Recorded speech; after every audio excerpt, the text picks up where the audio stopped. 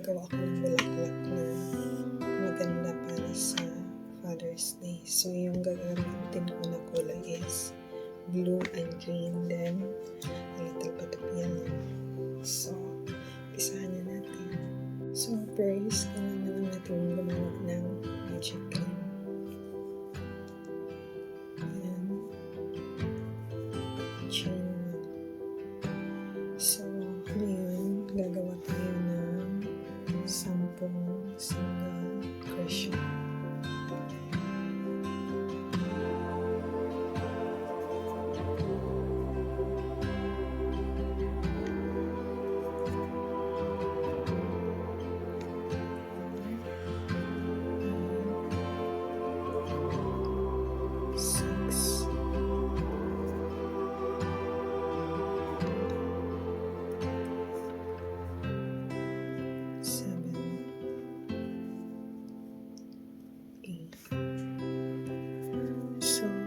Kailangan na natin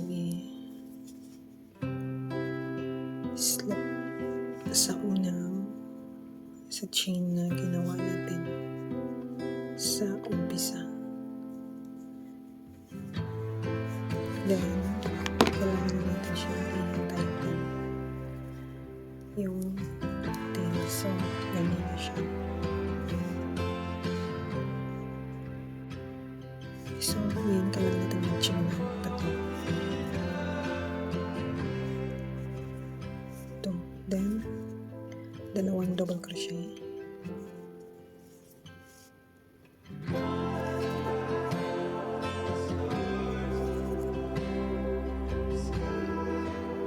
So, same stitch na 2 double crochet. Then, sa next stitch, 2 double crochet.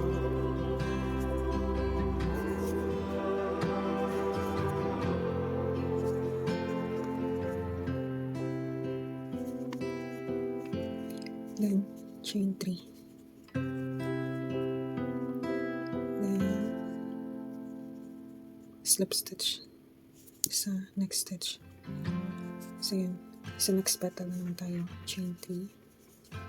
Then, double crochet ulit sa same stitch.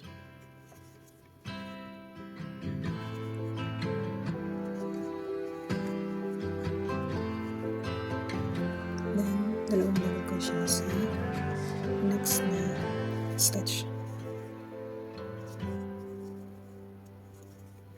Then, chain 3. And slip stitch sa next.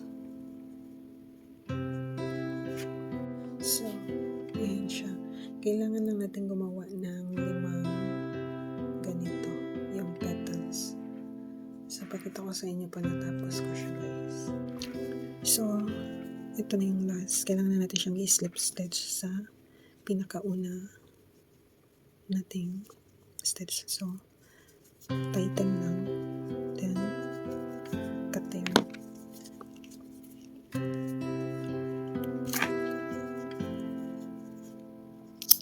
So, yung gagawin dito is itong tail, libat lang siya dyan para maging sturdy siya. So, kailangan lang natin gumawa ng ito. So, meron ako dito. Then, next is kailangan natin gumawa ng dahon. Kailangan na natin i-chain ng 15.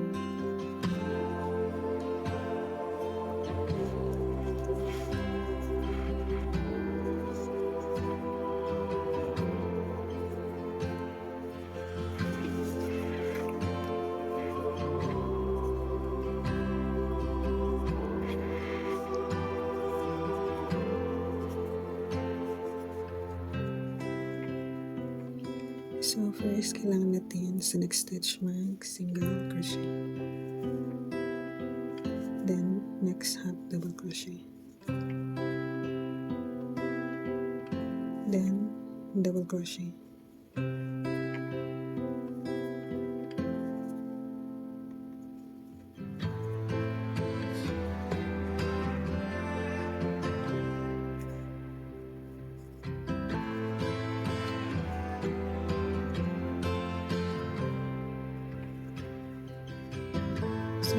kailangan natin mag-double crochet hanggang sa dito.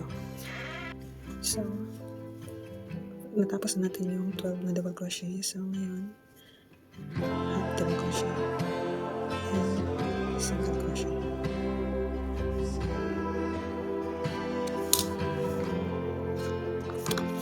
Then, kailangan natin mag-chain ng dalawa. Then, slip stitch.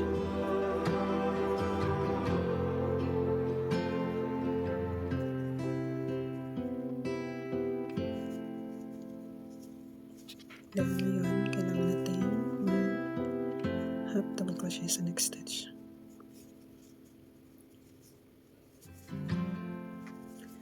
Then, double crochet, 12 double crochet. Tapos ng 12 double crochet, kailangan natin mag-half double crochet. Then, single crochet. Tapos, slip stitch. Tayo sa unang. So, ngayon, nakita niyo yung itong mga hole, itong mga butas. Kailangan na natin gumawa ng slip stitch dyan.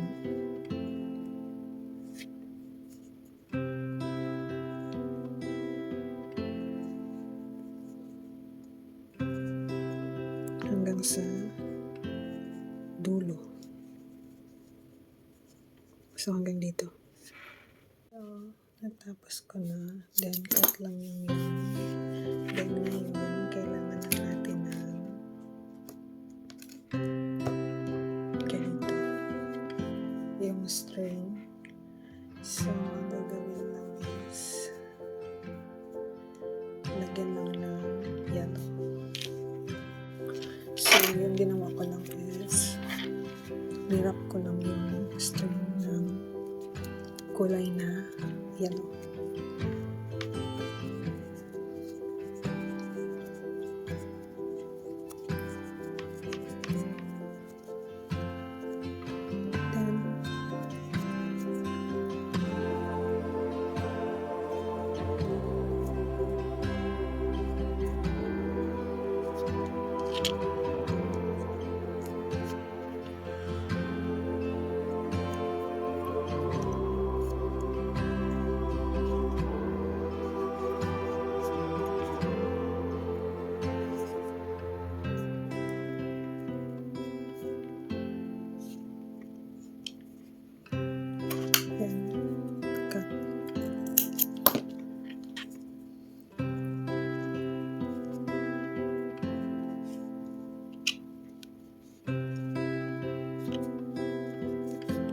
So, ito na siya. So, kailangan natin siya pasok sa ng then parang seal siya. Kailangan natin lagyan ng konting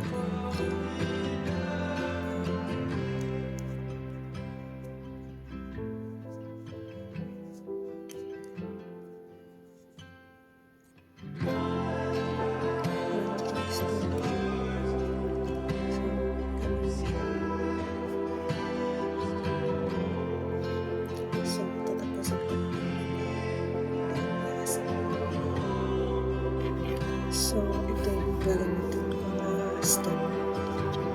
So, kailangan na natin siyang i-arrange yung bulaklak. So, yung gagawin ko lang is ikot ko lang siya.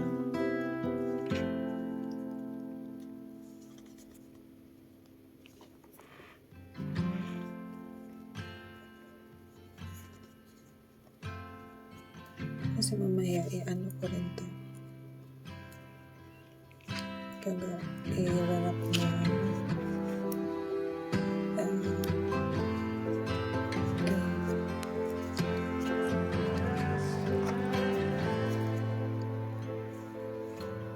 so maganda din ito pang regalo sa graduation, ganun. Para siyang pakita ko sa inyo mamaya pag natapos ko na siya. So, ito na siya guys. Yung gagawin ko lang is kailangan ko siya lagyan ng green kasi blue yung nagamit ko na ano kasi ito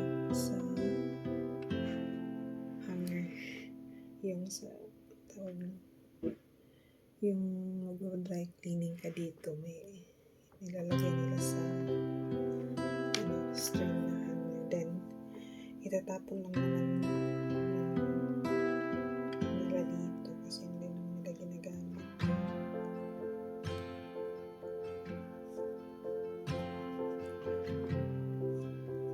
So, kailangan ko na siyang balutin ng green.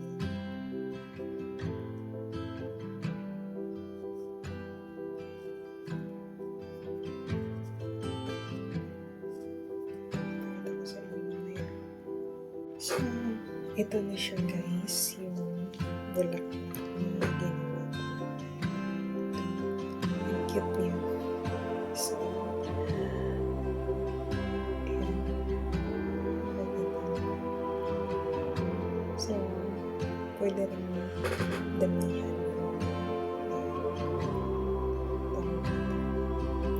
yung parang maging malaki siyang bouquet. So, yung ginawa ko is 7 lang na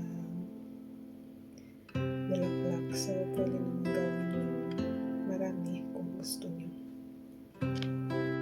So, ito siya. Sobrang cute niya.